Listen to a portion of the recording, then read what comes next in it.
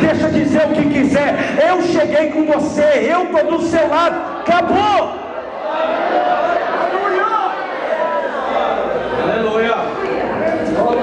O complicado é o seguinte: quando chegamos ao ambiente do milagre, a única coisa que falta é a realização do milagre. E talvez você já tenha se frustrado de ter chegado e não ter recebido, e além de não ter recebido, ter sido recepcionado por alguém olhando para você e dizendo: acabou. E se tem uma coisa que dói e que gera desânimo em nós, são pessoas da família tentando nos desanimar. Uma coisa é alguém do lado de fora que não conhece sua vida, ou alguém na rua olhar para você e dizer: você nunca vai conseguir nada. Outra coisa é alguém do lado de dentro falar para você: não vai dar certo, acabou, morreu, não dá mais. Se alguém de fora você olha e diz: cuide sua vida, você nem sabe quem eu sou, não conhece minha história. Agora, se alguém da família conhece sua história, sabe quem é você, sabe o que você fez. Mas o primeiro tipo de interrupção depende de nós, de ir até Jesus para resolver e convidar Jesus. Agora, o segundo tipo de interrupção não depende mais de nós, porque agora é o âmbito do milagre, ou seja, é coisa que só Jesus pode fazer. Você fez sua parte, foi até Jesus, ele veio até sua casa, mas agora, independente do que aconteça, não depende mais de você, agora é só Jesus, agora é só ele que pode resolver. Jesus chega, e quando ele chega, vem trazendo às pessoas notícia ruim, mas todavia Jesus não se preocupa com notícia ruim. Você já viu alguma vez alguém chegando para Jesus assim, ou para você e Jesus do seu lado, e alguém dizer assim para você: não dá mais não, acabou, morreu, e Jesus dizendo: é verdade, né? Nossa, agora complicou mesmo, não tem como, vixe, não dá para resolver não. Jesus, ele não se preocupa com notícia ruim.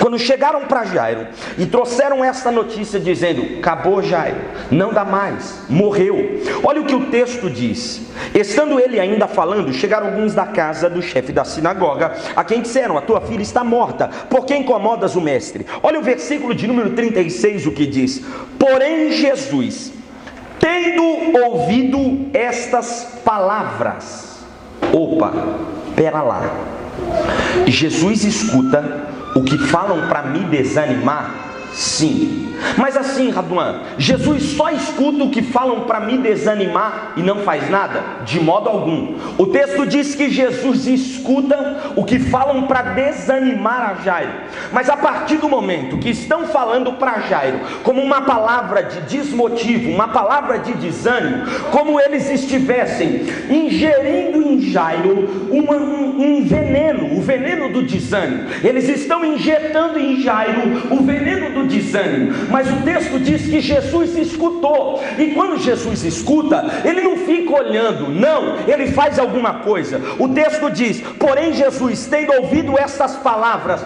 logo Jesus se levantou e disse ao principal da sinagoga: ô Jairo, estão colocando em você o veneno do desânimo, mas eu estou chegando com o antídoto do desânimo e quero aplicar ânimo em você. Quando chegaram para Jairo e disseram: acabou, Jesus escutou e disse: não vai ficar assim. Ô Jairo, olha para mim, o que foi, Jesus? Deixa eu te dizer uma palavra de ânimo: não temas, crê somente. Jesus estava dizendo para ele: você não chegou até aqui, você não me procurou, você não me chamou para vir até a sua casa? Sim, chamei, te procurei, então eu estou aqui, então não temas, crê somente. Ou em outras traduções: para de temer, continua crendo, porque agora não tem como mais dar errado. Eu estou na casa, eu estou no lugar, eu estou no ambiente, agora sou eu e o milagre eu, e eu vou realizar. Não temas. Jesus entrou na casa, e aí ele gera sobre Jairo o antídoto do desânimo. E assim, cá entre nós, a gente tem uma facilidade de escutar gente que não tem nada com Deus, e a gente dá trela para essas conversas, e a gente dá atenção para essas conversas, e a gente vive uma vida desanimada porque a gente quer, sendo que Jesus está do nosso lado. Mas existe uma receita para você não ficar mais escutando gente que não tem nada a ver com Deus e que não tem vida com Deus nenhuma.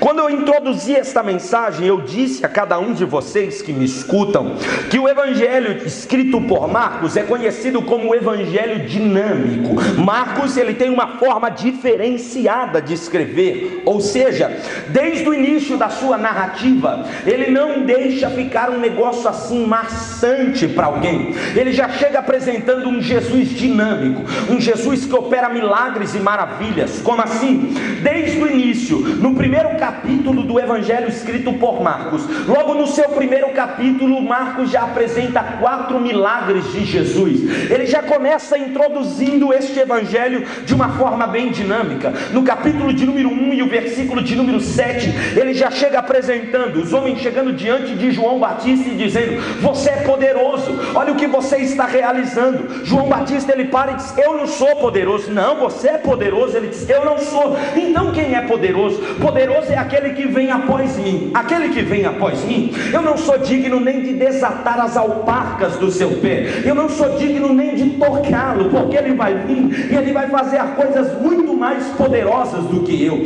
Jesus, antes mesmo dele ser, depois dele mesmo ser filho de Deus, ele também tem um histórico terreno do que ele fez na terra. E Marcos, ele apresenta essa forma histórica e dinâmica de Jesus. Logo no primeiro capítulo, versículo de número 9 ao versículo de número 13, Marcos, ele vem apresentar, sendo cheio do Espírito Santo, Satanás batendo diante dele com a tentação e Jesus vencendo a tentação. Ainda no capítulo de número 1, versículo 21 ao 28, Jesus cura a sogra de Pedro. Jesus, ele expulsa um espírito maligno. No capítulo de número 1, versículo 29 ao 34, ele cura a sogra de Pedro. No capítulo de número 1 ao versículo de número 40 ao 45, ele cura um leproso. No capítulo de número 2, versículo 1 ao 12, ele cura o paralítico de Cafarnaum. No capítulo de número 4, versículo 35 ao 41, ele para uma tempestade, ele acalma o mar e ele traz bonança. No capítulo de número 5, versículo 1 ao 20, ele liberta o endemoniado de Gadara, que ninguém podia detê-lo. Jesus liberta esse endemoniado. Ainda no capítulo 5, versículo 25 ao 34, Marcos apresenta uma mulher que sofre de uma hemorragia e ela é curada ao tocar em Jesus. Agora, ainda em Marcos capítulo 5, versículo 35 em diante, vem apresentando uma história de alguém que havia morrido e Jesus chega dizendo: não morreu, só está descansando. Ou seja, antes de você ouvir alguém que traz uma palavra de desânimo a você, se Jesus está do seu lado, olha para o que ele já fez e se conforme, tendo a garantia que ele pode fazer agora muito mais do que você imagina. Quando você pensar em desanimar ou pensar em abandonar tudo, olha para o que ele já fez, olha para o histórico dele e se pergunte: será que ele não vai fazer? Será que ele é capaz? Se ele já fez, ele continua fazendo. Se ele já realizou, ele ainda realiza hoje. Ele chega dentro da casa, quando ele vai entrando, ele começa a escutar choro, pranto, pessoas chorando, pranteando, pessoas fazendo uma maior bagunça dentro da casa de Jairo.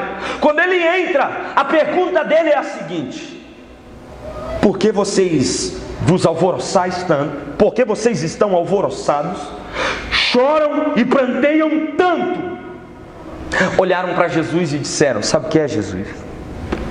É que a menina do Jairo morreu, acabou, não dá mais. Jesus olha para eles e diz: como assim? Ela não morreu não, ela só está descansando, ela está dormindo. Olham para Jesus e começam a dar risada dele. Quando começam a dar a risada de Jesus, ele olha para aqueles que estavam rindo e diz: mais ou menos, vocês não acreditam não? Então sai fora. Sai.